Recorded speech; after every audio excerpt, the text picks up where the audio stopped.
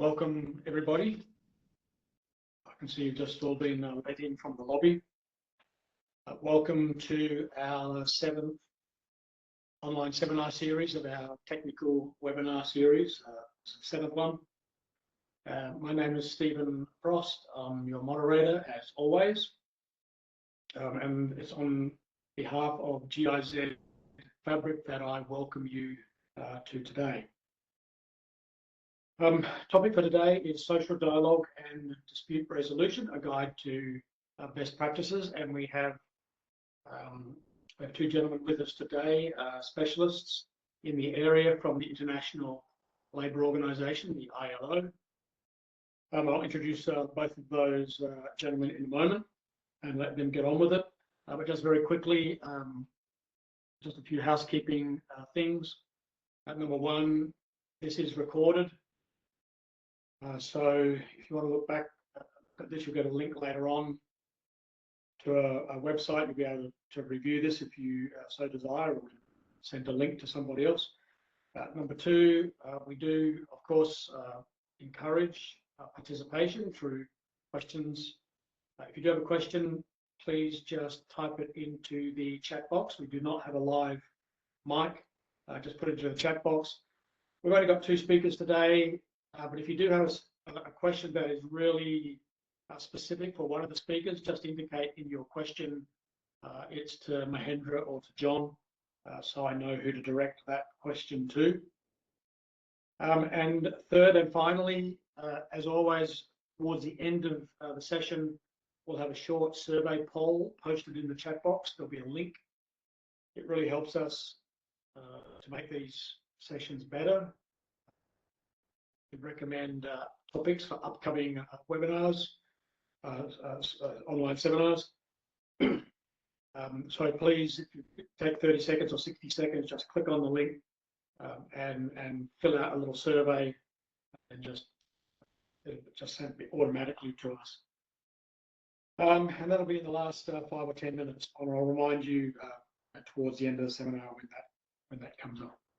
Okay, so let's introduce our two specialists today. So we're talking about social dialogue and dispute resolution. These are key aspects, a key part of ILO's training and general knowledge for business. And I'm not going to read through the whole blurb here that was in the invitation. You can read that yourself. And our two specialists will no doubt tell us more about social dialogue and dispute resolution that I ever could in a 30-second intro. So first of all, we have Mahendra Naidu. Mahendra is a social dialogue and labour administration specialist with the ILO Decent Work Technical Team, South Asia, and he lives in Delhi. He's been working on these topics since 2018, and he provides advisory services across the entire sort of South Asian region: Afghanistan, Bangladesh, India, Maldives, Nepal, Pakistan, Sri Lanka. That covers just about everything except Bhutan, I think. He was previously the chief technical advisor for Social Dialogue and Industrial Relations project in Bangladesh, so very specific expertise in Bangladesh as well, where he strengthened policy and institutional capacity for social dialogue and freedom of association. So a lot of expertise, a lot of on-the-ground practical work. Our second speaker, Mr. John Richot. He's a specialist on social dialogue and labour administration for the ILO Decent Work team. John lives in Bangkok.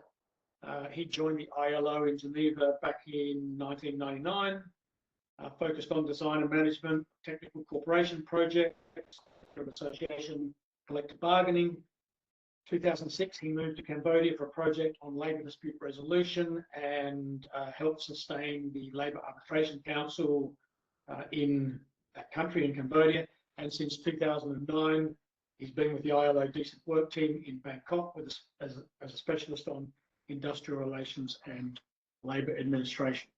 So between the two of these, several decades, more than several decades worth of experience in this area.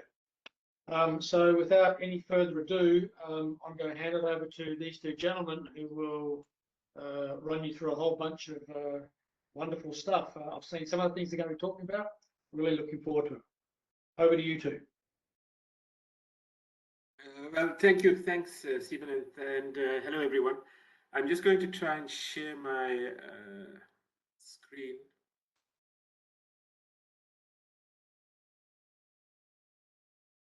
Sure whether you can see it. Not yet. Now? Yeah, starting to, yes, yes. All right, great. Okay, so what I'm going to do in the session and what I've been asked to do is focus on essentially on two things. The first is to provide you with, I'm just trying to move this out of the way so I can see. The first is to provide you with a brief understanding of what is meant by social dialogue and why the ILO views social dialogue as being important. And I think John in his inputs will also expand on this further. And the second thing, and I want to spend a bit more time on this, is to provide you with an understanding of grievance handling. And the material that I will share with you is based on the ILO's Industrial Relations Toolkit that was developed about 2 years ago. So to start with, let's just look at what is meant by social dialogue. So if you, I don't know how many of you are familiar with the ILO, but the ILO is based on the principle of dialogue or cooperation between three constituents. It's government, employers, and workers. So if you look at the ILO's structures and processes, all of it involves the three constituents that make up the ILO. Government, employers, and workers. So the ILO as a UN body is unique in that respect. It's the only UN body that has such a tripartite structure and tripartite processes. So the two key decision-making organs of the ILO, which is the International Labour Conference, which is a very large gathering of ILO constituents that takes place once a year, and then the governing body. You would see that that both these mechanisms are tripartite. They both comprise representatives of government, employers, and workers.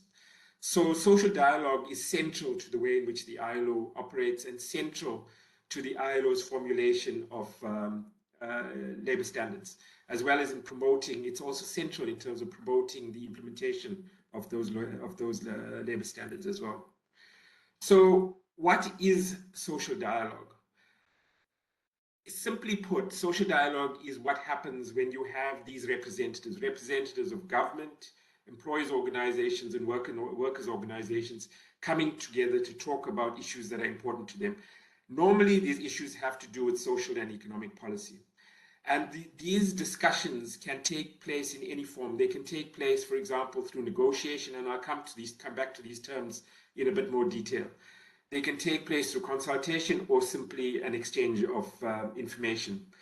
So if you look at each of those terms in a bit more detail, negotiation is the most intense form of social dialogue. It's also the most widespread form of social dialogue.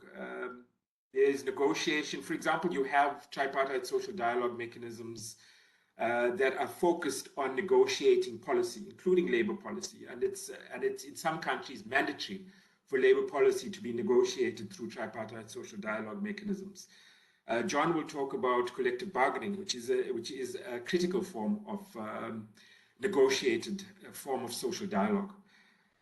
So it's the most intense form of social dialogue, and in many respects, it's the form of social dialogue that is aspired to in most of the work that we try to do in countries. Consultation is different in the sense that government would come to the social partners, namely the trade unions or employers' organizations or both, and consult or get their views on policies or programs that government is planning to implement. Doesn't mean that government will take on board those, whatever comes out of those consultative processes, but it's important that government consults. and listens to the views of the social partners. Information sharing is the most basic form of social dialogue, but it's also a very critical form of social dialogue. What information sharing is, for example, is where government may be preparing or thinking about a policy to do with for example, labor policy, and it informs its social partners that it's planning this. And it could be, information sharing could be a precursor for either consultation and or negotiation. So in its own right, it is an important form of social dialogue. Let's try to get the screen to the... Okay.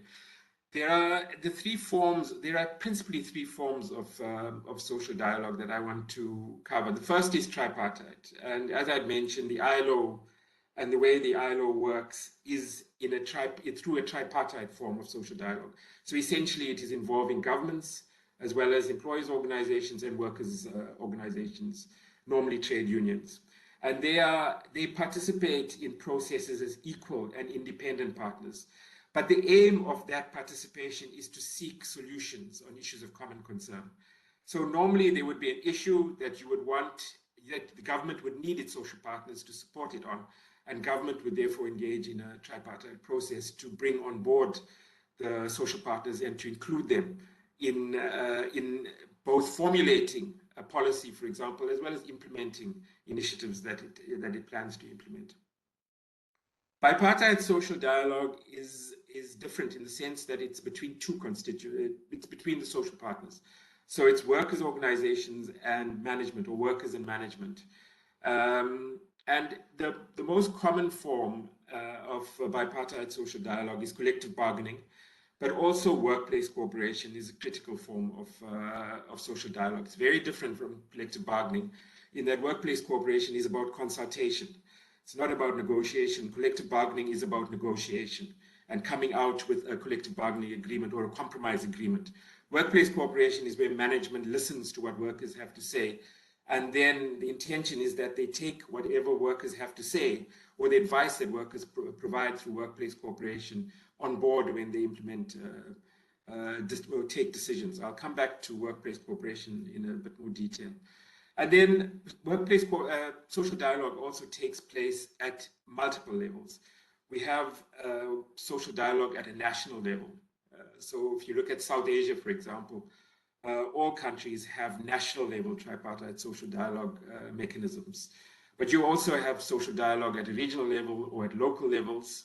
It could be at an intersectoral level or at a sectoral level. So Bangladesh, and I believe there are some participants here from Bangladesh. Bangladesh also has a mechanism for sectoral social dialogue, which is the Ready-Made Garment Sector Tripartite Consultative Council. So that would be a social dialogue process specifically for the garment sector.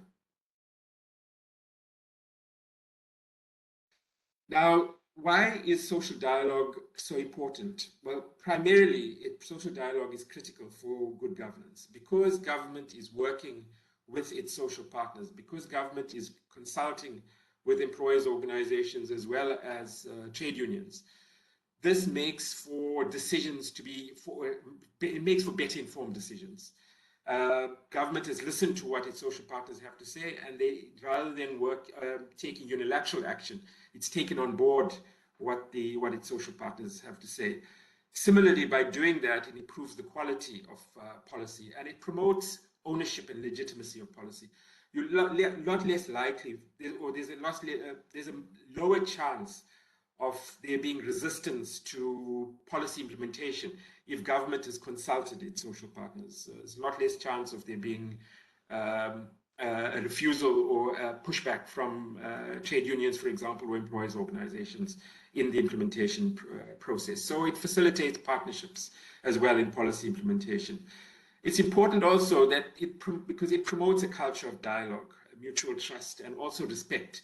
If government is talking to its social partners, and if if three constituencies are working together, then it's much more respectful and trusting environment that's created, which eases also social tensions. and helps to build peace and stability in the workplace. And it contributes fundamentally to accountability and democratization. Sorry, this is taking a little time to move to the next slide. What I want to do now is focus a little bit on grievance handling. And before I get into the grievance handling material, I want to hand over to George. We will do a quick quiz. And the quiz is really intended to give you a sense of grievance handling, but also to get you start thinking about grievance handling. So George, if I can hand over to you.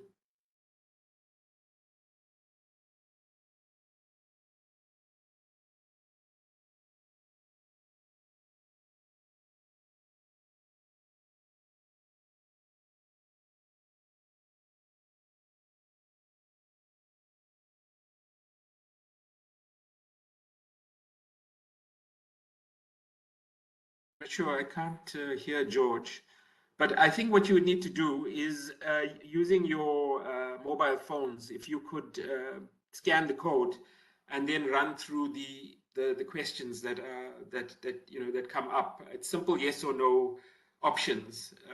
But George, if you want to explain the instructions and how this works.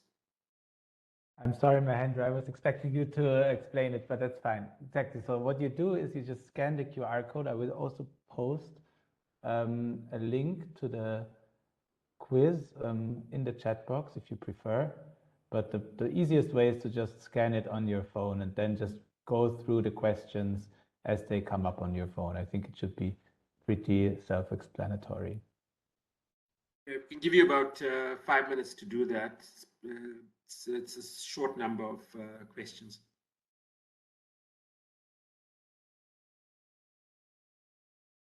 Okay, so I think what I won't go through each of the questions now. As I present the material, I'll cover some of the questions. But the intention was really just to, as I said, to get you to start thinking a bit more about grievance handling and what it entails, and what is a grievance and what is not a grievance as well. But we'll cover this as I proceed with my input. But I think a good starting point is to acknowledge that in any workplace, you are going to get conflict. Wherever you have people working together, you would generally have conflict. The key thing is how you manage that conflict, because what you don't want is a minor issue becoming a big, costly dispute that then also affects commitment and motivation, which in turn then affects productivity and profitability. So you want a mechanism that builds trust between workers and managers. And fundamentally, what you want is a quick way, an uncomplicated and a fair way to resolve grievances that occur in a workplace without, I want to emphasize, without undermining the formal process for dispute resolution. What you want to do is to try and resolve an issue at the workplace before it becomes a formal process. But there is always, if that fails, then of course there's always the opportunity for that to be taken up through more formal processes. But what I want to do was also just to explain that there is a difference between grievances and discipline. What we found is that sometimes this is confused. These concepts are confused. So when we look at what discipline is, it's what management expects from workers. So it's how managers are expected to conduct themselves in the workplace. So it's fundamentally, it's a channel of communication downwards from management to the worker. And it's the worker's responsibility to comply with the rules and standards regulating workplace conduct. So if you look at one of the questions was two line leaders that complained that some of the workers on their line are lazy, not meeting production targets and slowing down other more productive workers. That is not a grievance. It's management that has an issue with workers and their performance. So that would be a disciplinary issue. It would not be classified as a grievance. And I'll come back to this also in a little more detail. So it's important to understand that a grievance is not from management. It's from the workers, normally against management of an enterprise. And it could be more than one worker that may make the complaint. it normally concerns an existing right. So, for example, under the a right under the law, or under a contract of employment, or any other work rule or internal regulations of the company.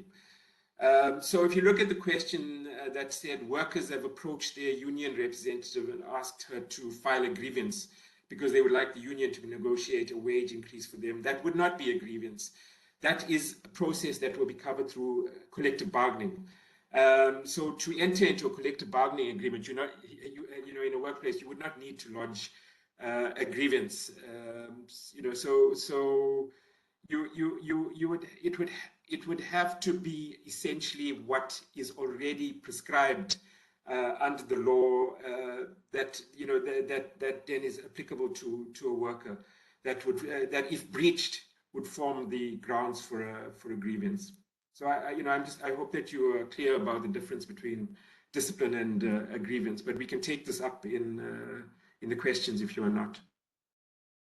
But if you look at both discipline and grievances, they are reciprocal responsibilities of both parties. So the fact that workplace discipline originates from the employer does not mean that the employer is solely responsible for maintaining order and discipline in the workplace.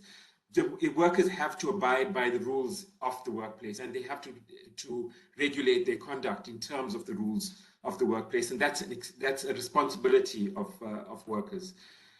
Similarly, if you look at a grievance, because it is filed by a worker, that does not mean that the employer has no responsibility in respect of grievances.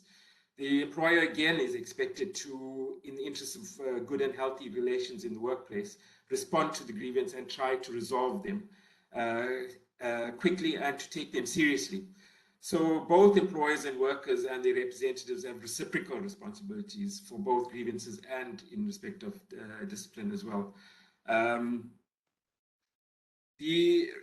Within that context, the reason why grievance handling, or the reasons why grievance handling is important, is that it allows in a constructive way for issues to be raised and settled without fear of retaliation or victimization.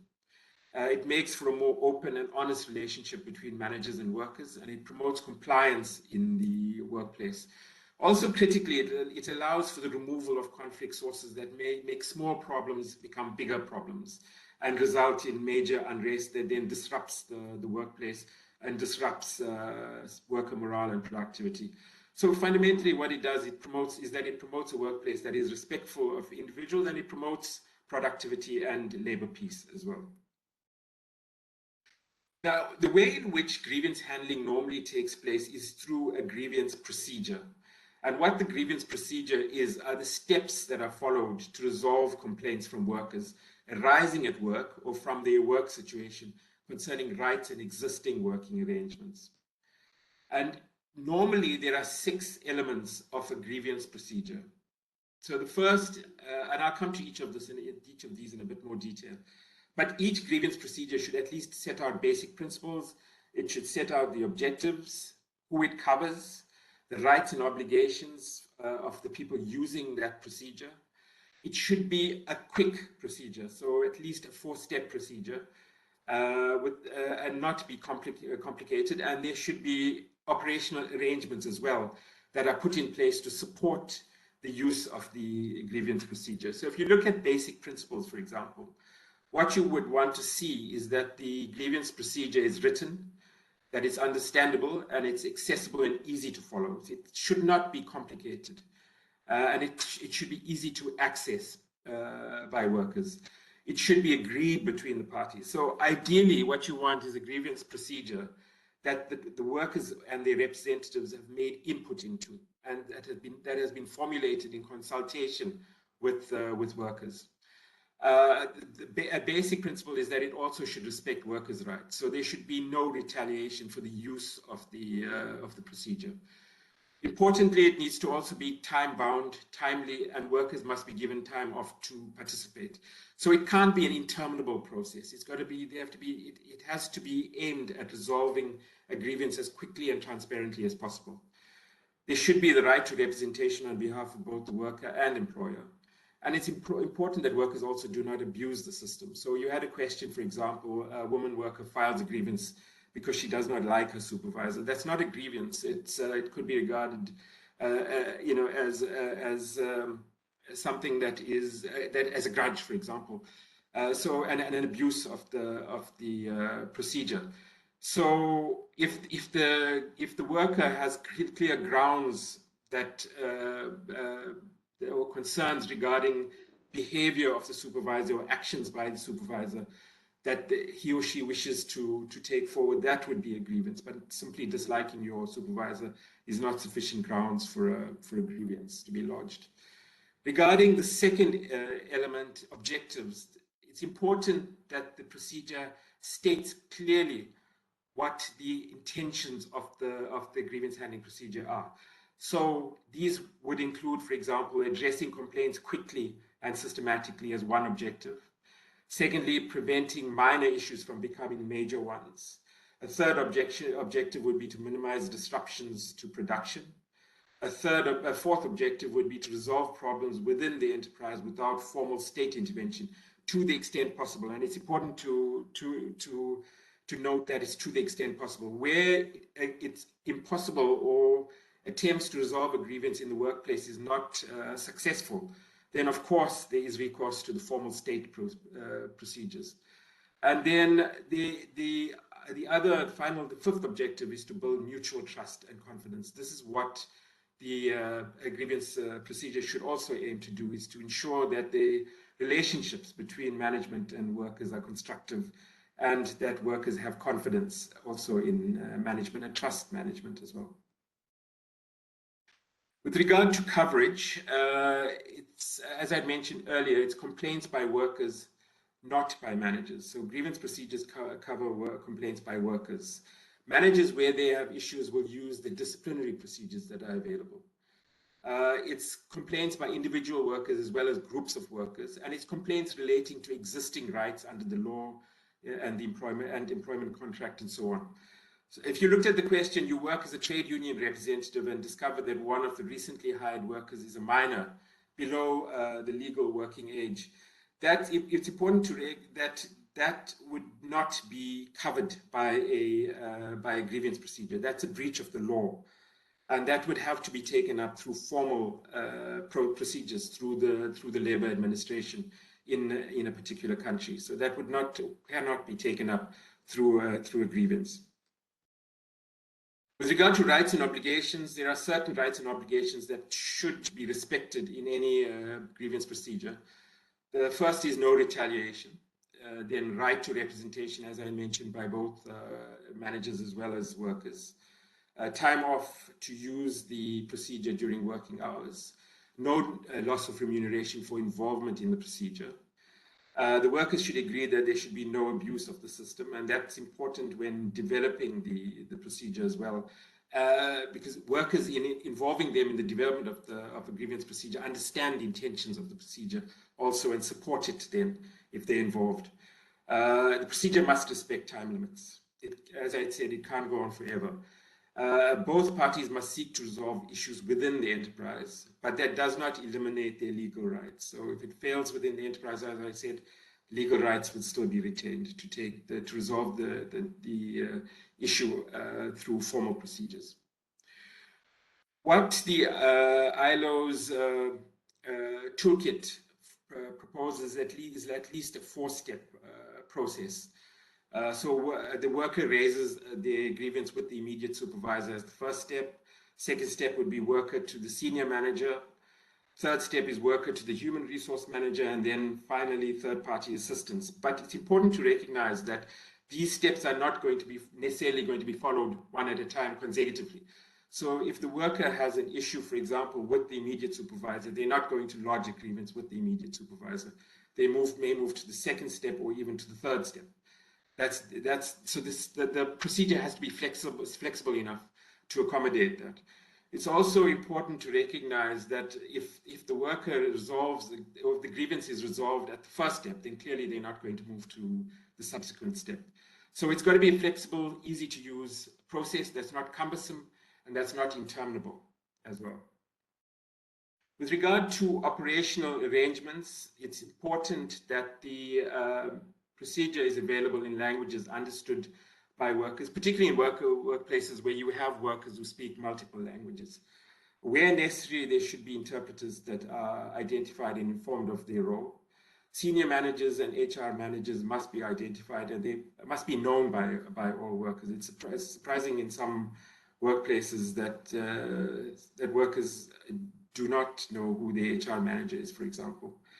Management must inform immediate supervisors, senior managers, HR managers of their respective roles in implementing the grievance procedure, because it has to be, the procedure for it to be successful and effective has to be strongly supported by management as well.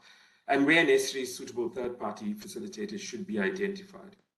It's also important that this process is, that the issues are documented, that the grievance is, there's a paper flow, that so forms that workers must use to lodge their grievance should be available. And there should be efficient record keeping during the process. That's also important that that is maintained to support the grievance procedure and the outcomes of the procedure as well. So I will stop there. Thank you very much. And if there's any questions, I'll be able to answer those. No, there's nothing in the chat box, Mahendra. We'll just move on straight to John. Okay, I'm not sure what's happened here. I'm just trying to stop sharing. Yeah. Yeah.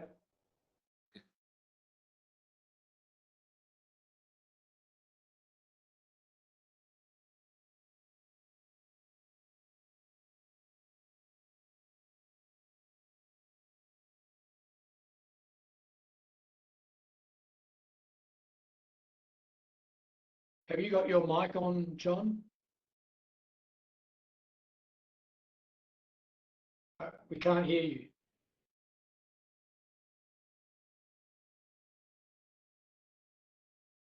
I shared the screen and then I lost the functionality. Let me now share this again. Okay. Good afternoon, everyone. My name is John Rachat, Labor Relations Specialist with the ILO office in Bangkok, covering a number of countries in Southeast Asia. I wanted to cover a couple of different issues in this presentation. One was just to provide some basic concepts around collective bargaining based on ILO conventions and recommendations,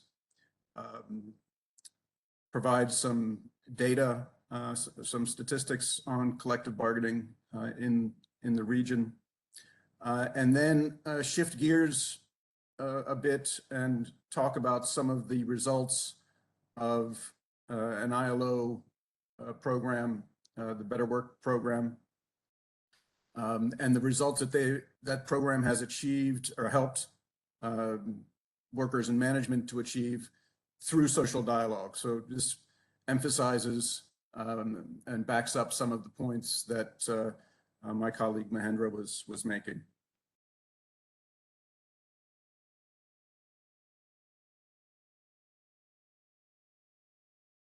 I don't know how to advance. Oh, shoot. I'm struggling to advance the slides here.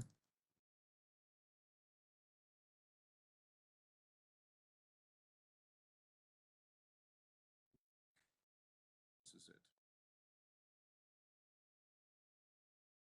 So the ILO definition, collective bargaining, excuse me, all negotiations which take place between an employer or a group of employers or their organizations and one or more workers' organizations on the other. And the negotiations are intended to determine terms and conditions of employment or regulating the relationship between employers and workers and their organizations.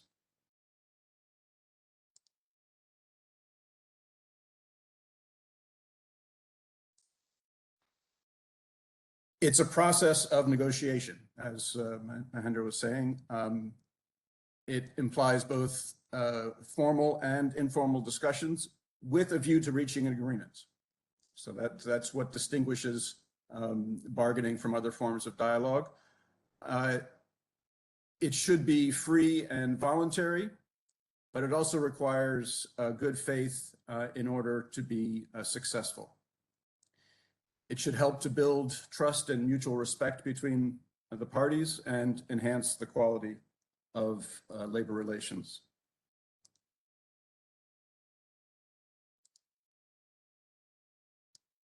So the basic focus of collective bargaining, wages, hours, bonuses, could be annual leave, maternity leave, safety and health. And then in terms of regulating the relations between workers and employers, facilities for trade union officials and trade union activities, as well as dispute prevention and resolution procedures.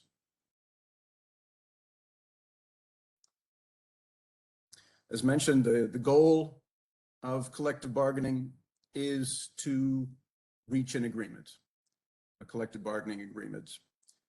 And it is important that the agreement bind those who have signed it and those who they represent.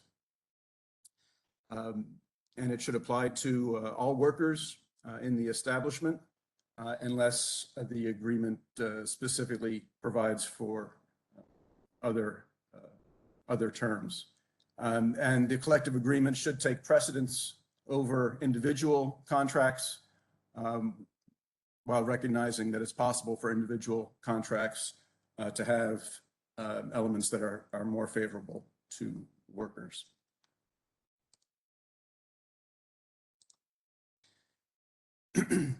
If we look at collective bargaining coverage, so this is a measurement of the percentage of workers whose pay and or conditions of employment are determined by collective agreement. We look on the left are some of the countries participating in the STAR program. We don't have data for Pakistan or Myanmar, but we do have for Bangladesh, Cambodia, Vietnam, and China. I think it's important to recognize also for Vietnam and China, they're large, certainly in the case of China, a very large diversified economy, but also many state-owned enterprises. So that contributes to higher collective bargaining coverage in those countries. And on the right, some other countries just in the region, just for information and comparison. Now, I don't want to get into a lot of detail on the benefits of bargaining, but I did want to highlight one of the important impacts that has come up in research both by the ILO and the OECD. And this is this measures and compares the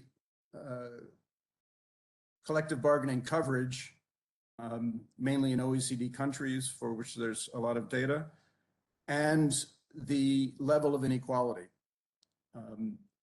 So it compares the richest and poorest in these countries. And what we see is that the higher the level of collective bargaining coverage, so that's on the far right, Austria, France, Belgium, et cetera, the higher the coverage, which in those countries is over 90%, the lower the inequality. And then if we look on the left-hand side of the chart, Lithuania, Turkey, Mexico, United States, they have the lower levels of collective bargaining coverage and the higher levels of inequality. So one of the several benefits of higher collective bargaining coverage is a decrease in inequality in the country.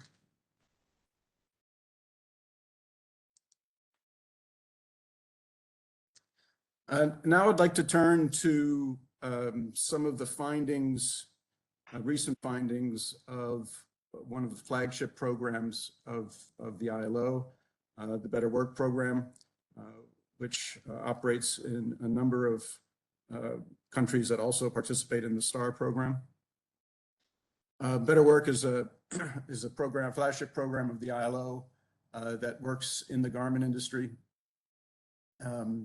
Through assessment of compliance with labor legislation and international labor standards, as well as technical advisory services to workers and employers at the factory and sectoral level, to make improvements and help increase compliance.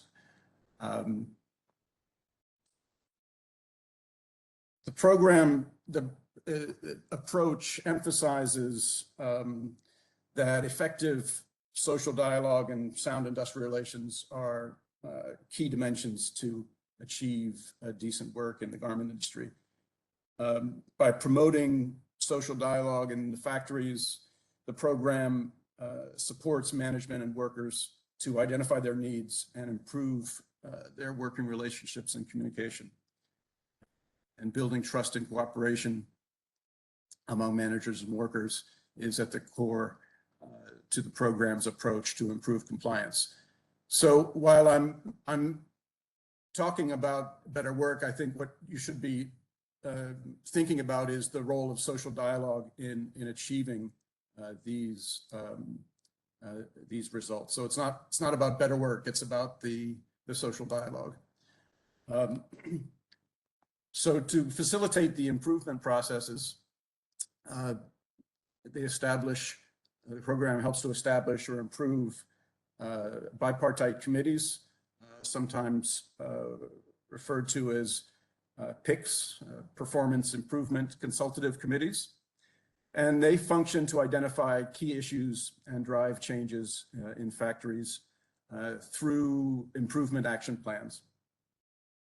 They are meant to meet on a regular basis to identify issues and deliberate solutions.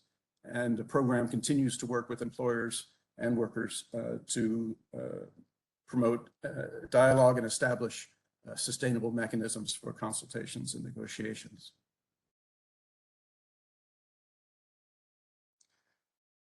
So a number of impacts have been measured over the several years that the program has been operational.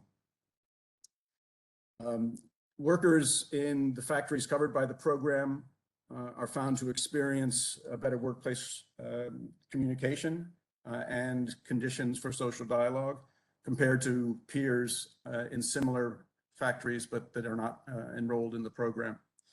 And this was done through researchers asking through surveys, asking workers about management responsiveness on a range of different issue areas.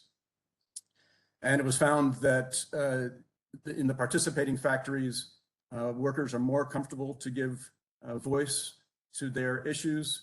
They have greater access to formal representation mechanisms, and they're more comfortable seeking help from a range of different actors in the factory level, whether it's supervisors, managers, human resource representatives, or union representatives.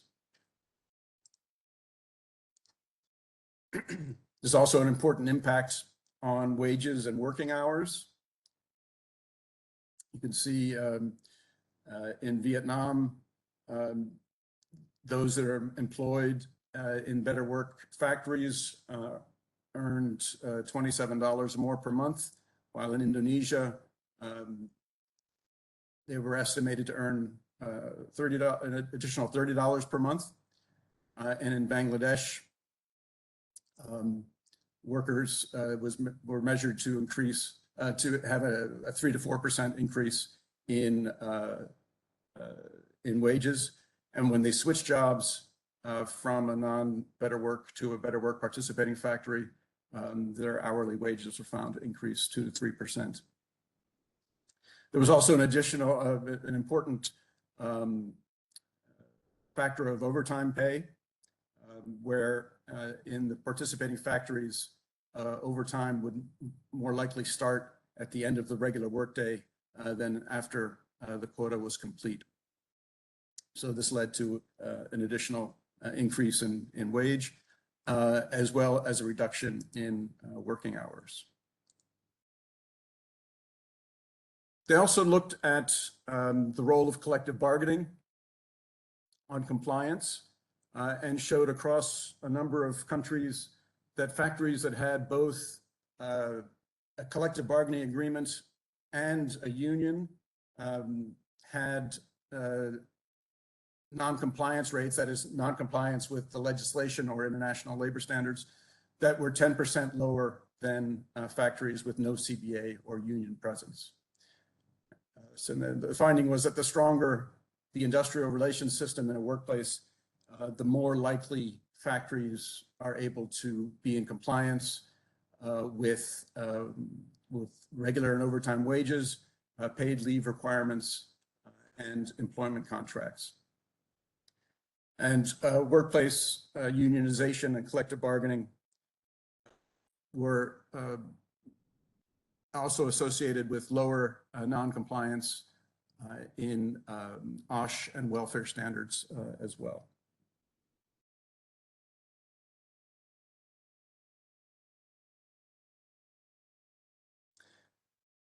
Speaking of OSH, during the COVID-19 crisis, an analysis of 390 garment factories in 3 countries showed that CBAs, collective agreements that were effectively implemented, had better OSH compliance, and that was across a range of different categories. That compliance was higher in factories with collective agreements.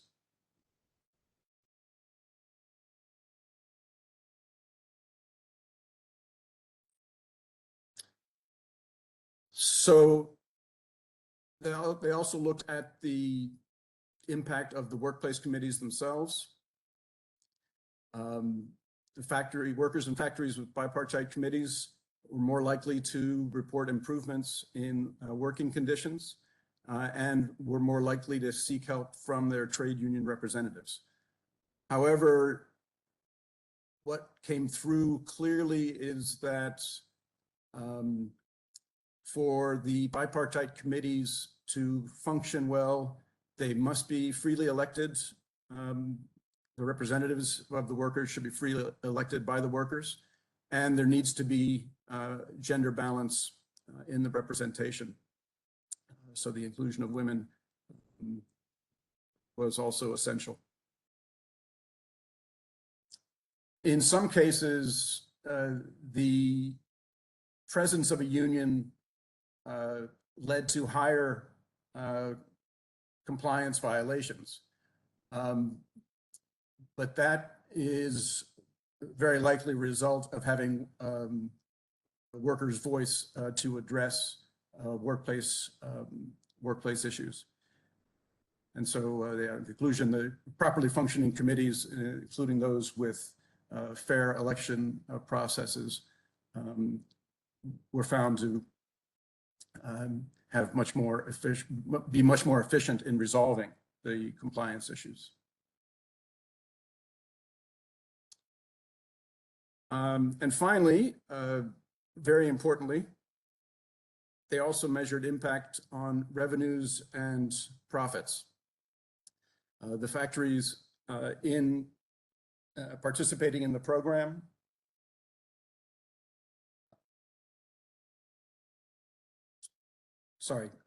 factories participating in the program experienced increases in average revenue, and in some cases, depending on the position in the supply chain, higher profitability.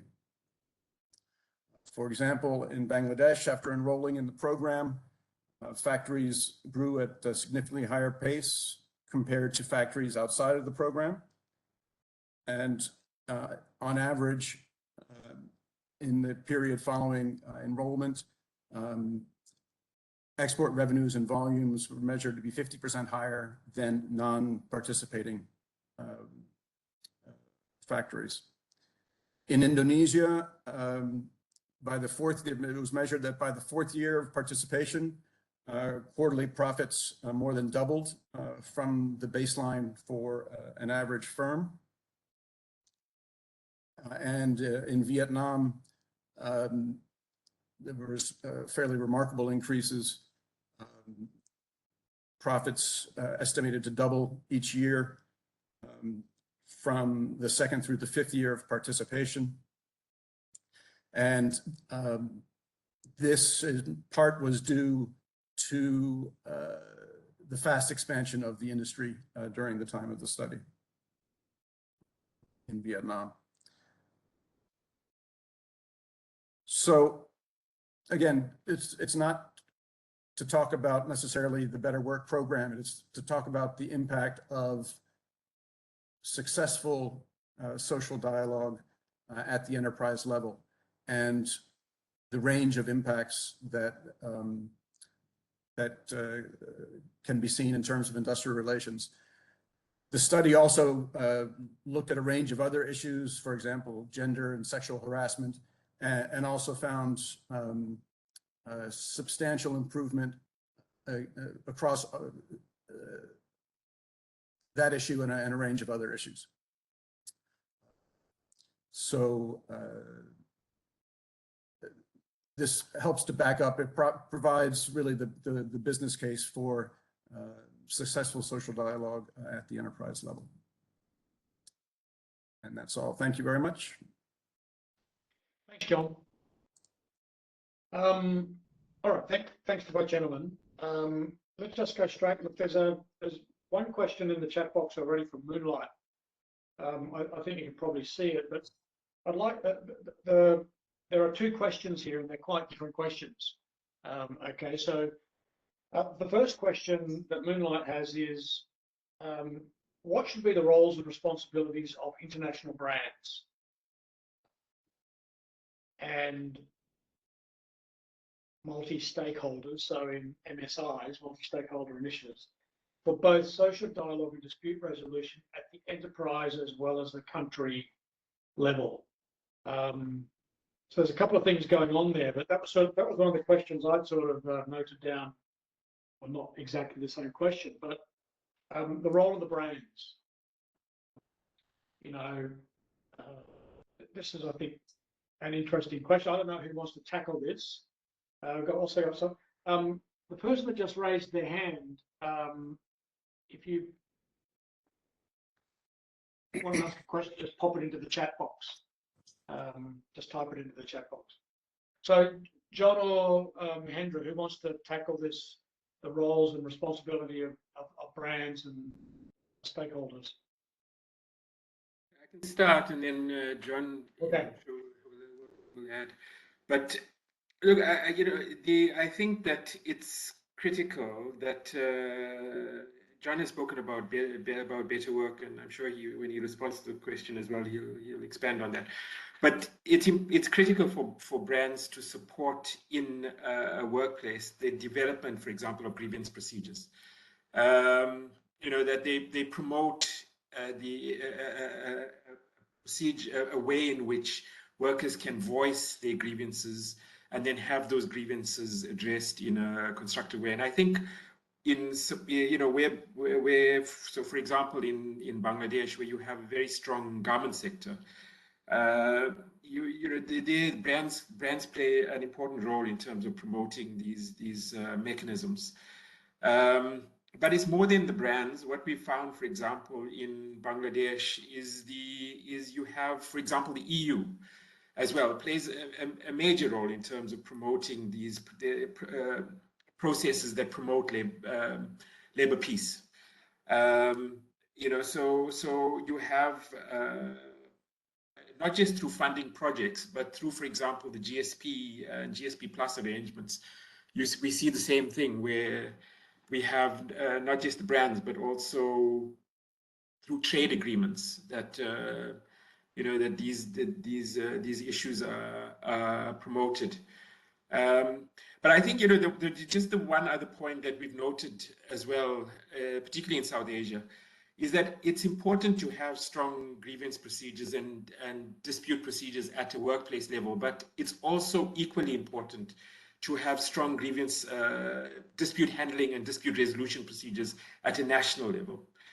And we don't always see that this is the case. So it's an area that does need also focus, that governments, including governments in countries that have provinces and states, that at that level as well, they have strong dispute resolution mechanisms within the state labor administrations. But I'll hand over to John to speak more. Yes, it's a tricky question, because the way Moonlight specified it was the role of brands in dispute resolution. And that gets to be a little bit difficult, because first it's up to each brand to make their own corporate decision. But just to emphasize what Mahendra was saying, what really should take place is that the national dispute resolution mechanisms should be able to resolve disputes, and the brands could, for example, encourage workers and employers to use the national system. But it's important that there be a functioning, whether it's mediation, arbitration, or adjudication, a functioning system of dispute resolution at the national level, so that the role of the brands and other stakeholders would be to encourage the parties to use that system. What And then about, go on. Oh, go ahead, sorry. As you're talking about this, and certainly something that Mahendra raised in his answer, maybe start thinking about the mandatory human rights due diligence legislation and forthcoming legislation. So we've got the German legislation coming online January next year, and we've got the EU, of course, with the draft mandatory human rights due diligence legislation. Is that going to have any impact? Do you see any impact from that?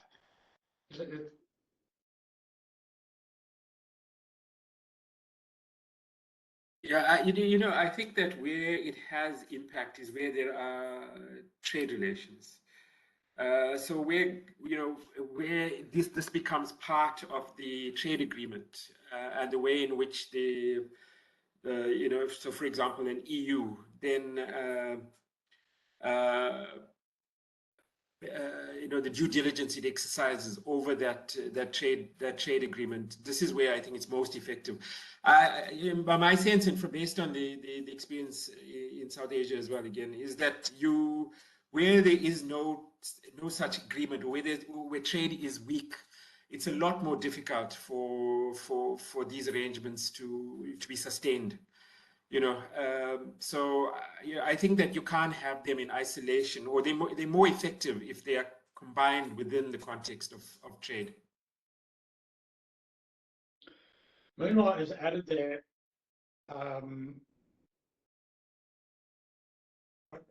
could you please explain a bit more about the relationship between due diligence for responsible business conduct and social dialogue? So what's the difference between due diligence and social dialogue?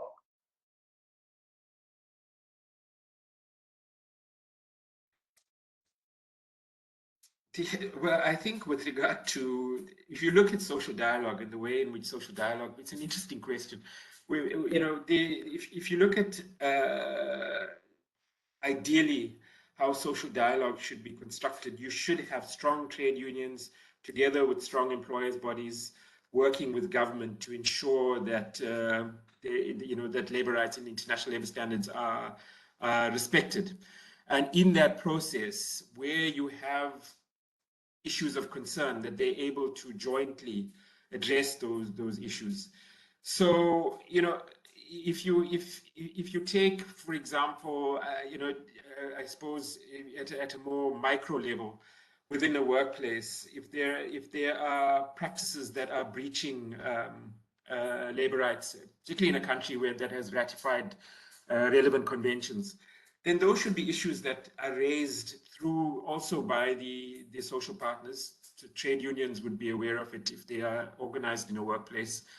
Employers' organizations would work with them to raise these issues constructively with government to have them addressed. So, you know, for me, they're closely intertwined. And I think this is also why we're seeing this coming up more frequently and being raised also more strongly by the EU.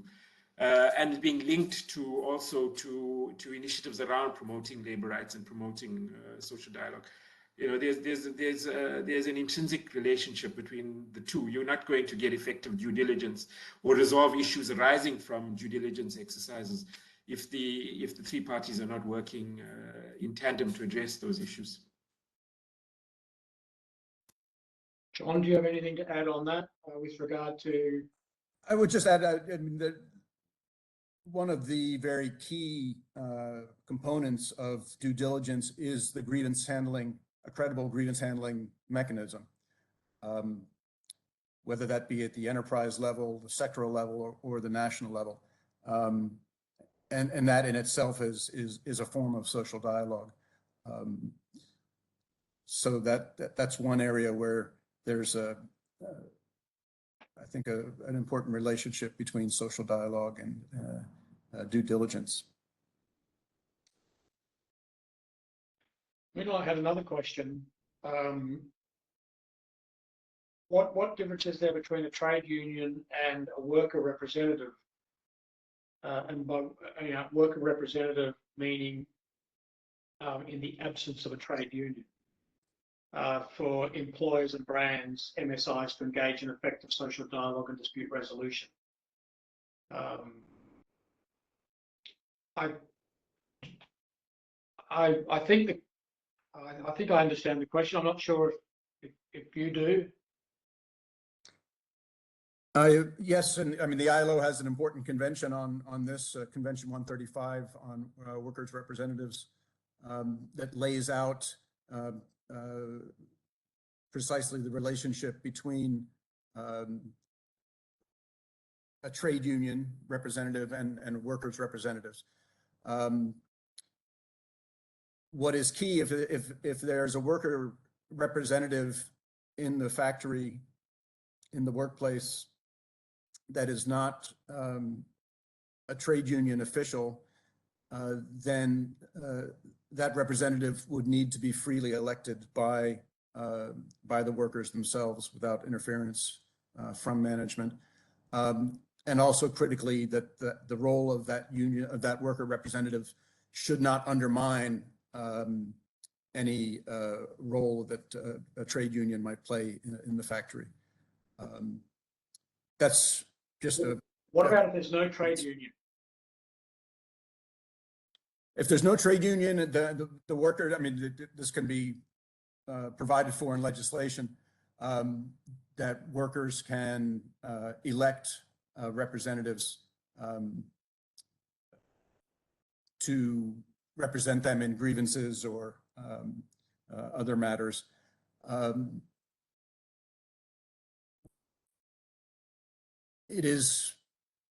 It becomes very tricky if those workers' representatives, though, engage in collective bargaining, because that's right. Something that is generally the purview of a trade union. But in terms of grievance handling, as long as the representative is freely elected, then that's fine. And then I think Moonlight's gone on and sort of added a complication to that, which is, what about in the absence of state mechanisms or legislation at the within the state, and a situation where suppliers are not active in social dialogue? So what we're really talking about is probably looking at something quite repressive now. You know, there's no local legislation. Suppliers are not interested in social dialogue. Trade unions are absent. Then, Well, I mean, the situation in Myanmar is extremely difficult. right. So to put it mildly, as ILO officials, we can't say very much because the International Labor Conference has appointed a commission of inquiry, which is one of our more severe steps in our supervisory machinery. But let's just say, I mean, the ILO is aware of how severe the situation is in Myanmar, and it's not necessarily an industrial relations problem with an industrial relations solution. So Yeah. it becomes quite complicated to address the particular situation in that country, unfortunately.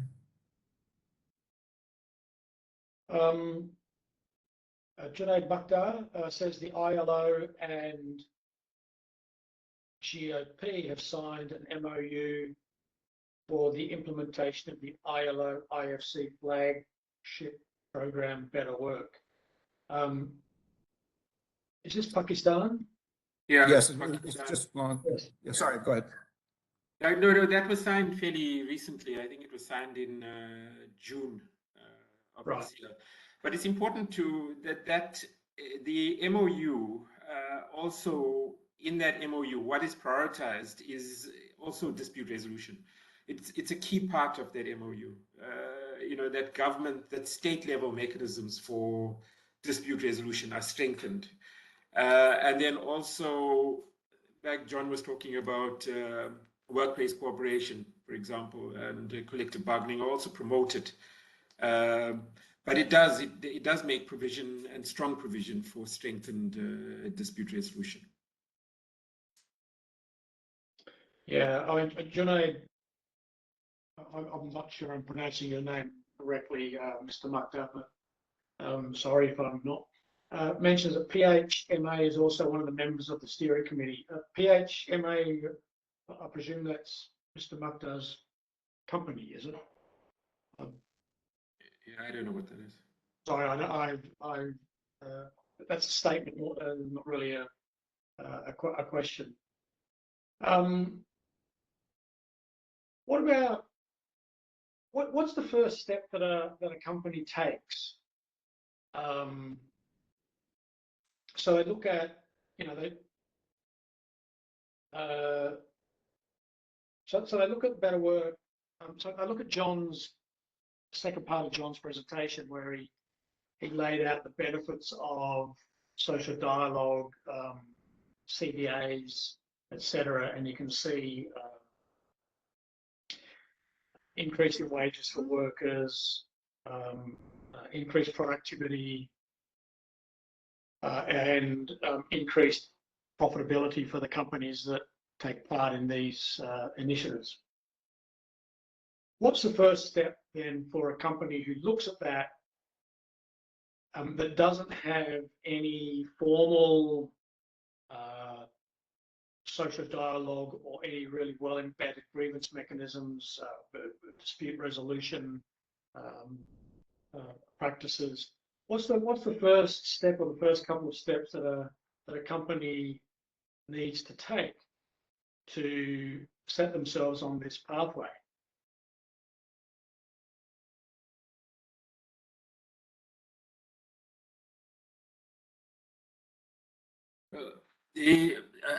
Let me give you some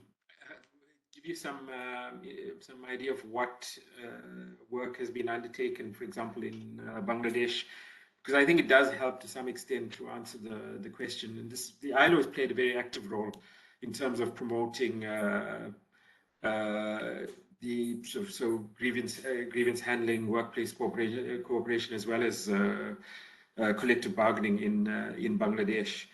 But here, there was a lot of attention paid to capacitating the social partners as well as government in these areas. So there was a dedicated project to do that. And there was a lot of work done on training people within each of the constituencies to promote these, promote each of these: grievance handling, workplace cooperation, collective bargaining, as well as social dialogue more generally. So what the ILO did was essentially to capacitate the constituents who would then go out and then support their members to put in place, for example, grievance handling procedures. And I think that worked best, because what you have is then, so for example, in Bangladesh, you had the Garment Manufacturers Association, BGMA, and then on the knitwear side, BKMA, going out to members and themselves promoting the establishment of or the development of grievance procedures. It's most effective when social partners drive it, and where employers' organizations take responsibility for promoting it amongst their members, and unions capacitate and promote it amongst their own members. But I think, once that is done, there has to be tangible support to the enterprise. So here, the ILO did play a role in terms of facilitating the establishment, for example, of participation committees in Bangladesh, but in tandem with the union in that enterprise, so that they were capacitated through the process. But generally, just based on the Bangladesh experience, the first step was always capacity building, but and then partnering with the constituents themselves to take these initiatives forward.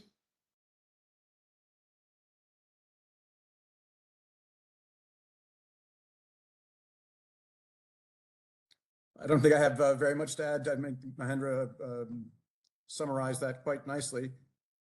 We do have another survey, a set of questions for you.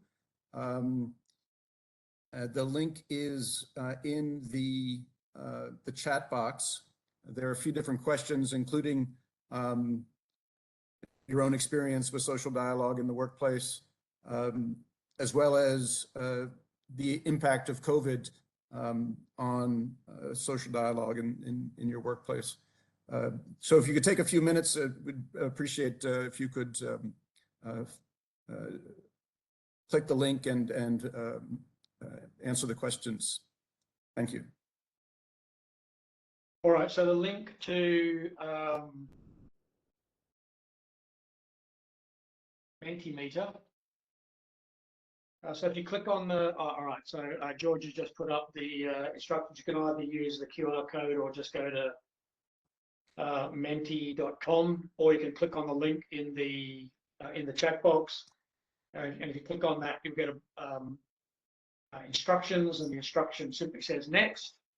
So click on next, and then you've got a bunch of questions. Social dialogue. How would you rate the quality of social dialogue in your factory? And you can slide along the bar. So it's a Likert scale. 1 very poor, 5 very good.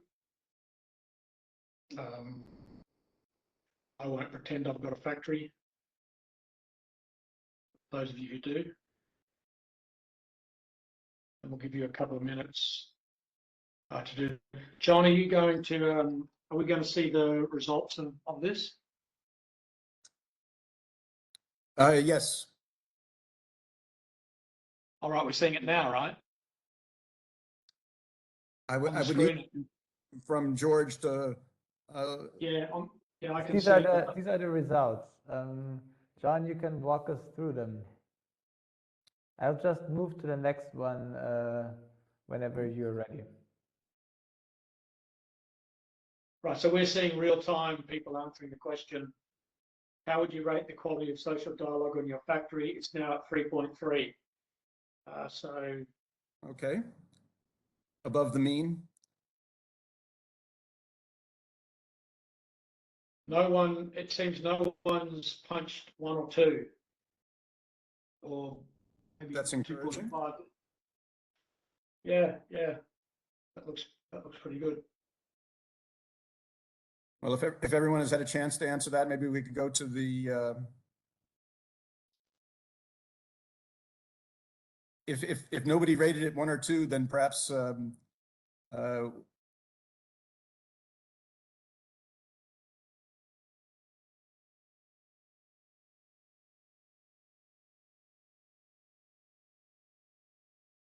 if everyone was 3 or higher, then maybe the first question wasn't answered.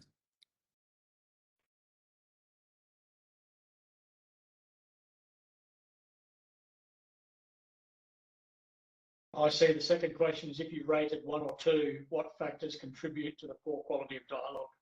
I see. Yeah, I don't think anyone's rated 1 or 2.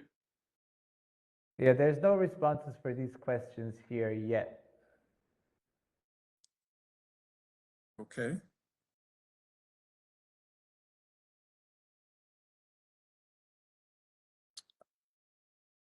I wonder if were there any responses to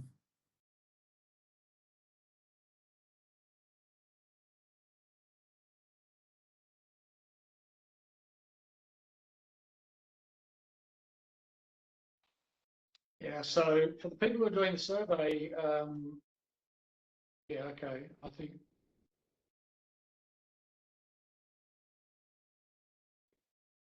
if you didn't have anything, if you didn't rate 1 or 2, just click submit without entering a word. It will take you on to the next question. So just hit submit. If you don't have an answer, it will take you automatically to the next question.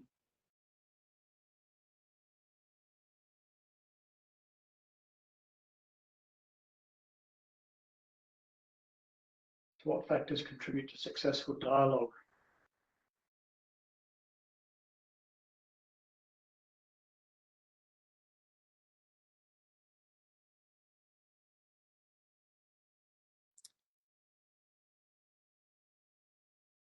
we may need more time to workshop this rather than You've really got to think a bit about this.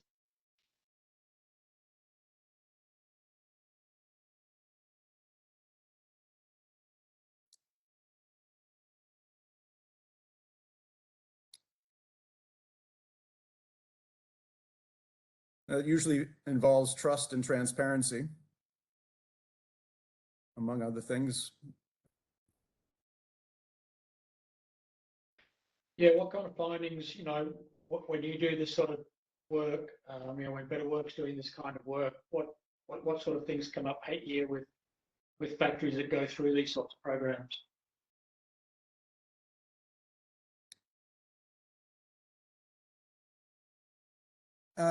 Trust, confidence building, and that means, in particular, avoiding behaviors that create mistrust. So it's also looking at it through that lens. Being consistent, sharing information, meeting on a regular basis. Those are all, and showing that you're following up on decisions. If in a workplace committee, a bipartite committee, if a certain action is agreed to, then it's important that both parties follow up and demonstrate that action has been taken, and that is one important factor in building trust. Just before we go on, I just want to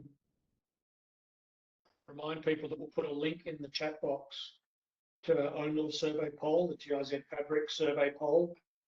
If you could click on that and just answer some short questions about today's online seminar, or any topics that you could got the ability to provide us with your ideas about what upcoming online seminars could cover. So please feel free to put that in. So so George has just put that in there as a link to the asiandialogues.com event. Just click on that. We'd really appreciate that. I noticed that you had a question. George, you had something on the screen a minute ago. You had a question on whether COVID had impacted, this one. Did you use social dialogue to address the challenges of COVID-19 pandemic? Yes.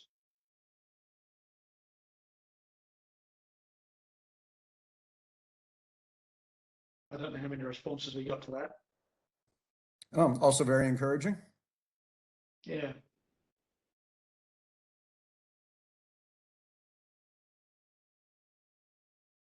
Well, what would be interesting with this one now is to ask, okay, well, how, why?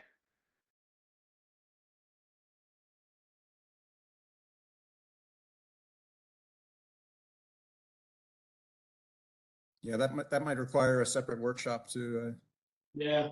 to do a deeper dive into those questions. Yeah, that'd be interesting.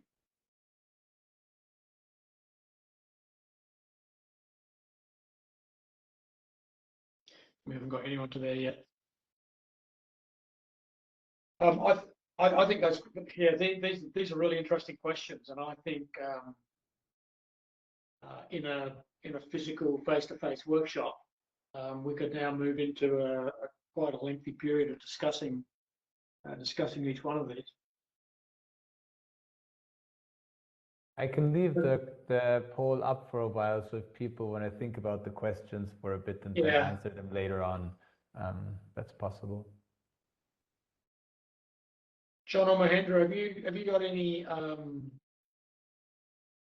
have you thought about those questions? Have you talked about those questions with factories? Do you have a sense of what the answer is in your circle of your sphere of influence? For me, that was quite interesting. Those the result. It's you know, as John said, it's very promising. It's been harder, I think, in the experience that I've had with you know, the countries I work in.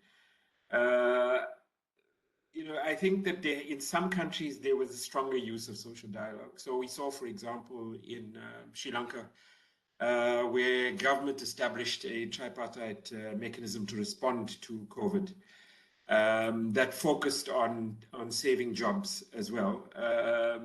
So that was quite a progressive step taken by the government, but that wasn't all that widespread. You know, we didn't see.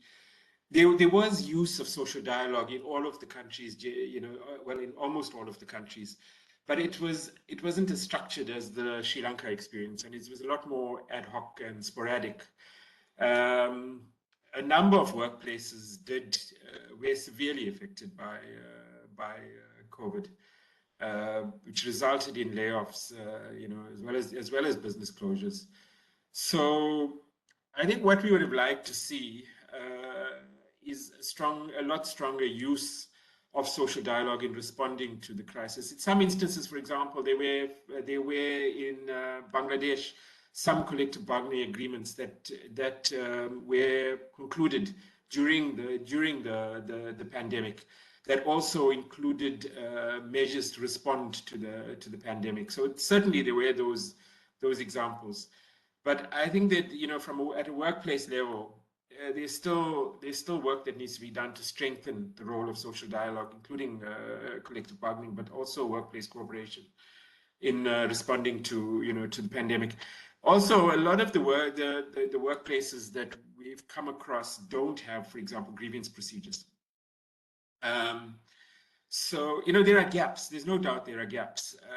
And I think this is where there's going to have to be a lot more support from social partners as well as government to address this. India now is in its labor codes, in the IR code, has made it mandatory for establishments with 20 and more workers to establish grievance redressal committees.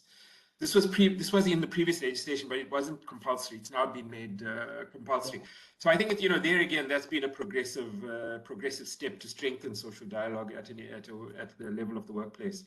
But having said that, it now needs to be done. You know, workplaces need to put these mechanisms in place, and you know, I think that still remains a bit of a challenge.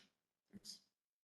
As you've been speaking, Mahendra, Mr. Mukhtar from Pakistan has been giving a short running commentary on dispute resolution in Pakistan in the chat box through mediation, arbitration, through federations, chambers and associations, standing committees, Ministry of Commerce, Alternative Dispute Resolution Committee, ICC National Committee, and yeah, all under the Pakistan Industrial Relations Ordinance. It's 1969. Thanks for that, Mr. Mukhtar. Okay, I've just noticed the time. We've got 1 minute to go. John, is there any last word from you?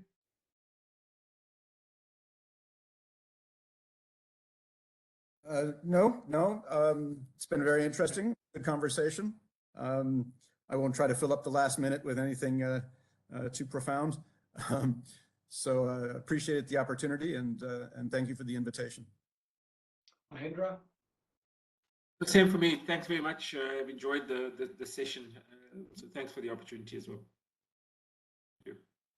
Thank you very much, two gentlemen. Thank you to all of you who've attended and took part in survey, poll, and asking questions in the chat box or making comments. Thank you very much. On behalf of GIZ Fabric, thank you all very much. Thank you to our two specialists from the ILO.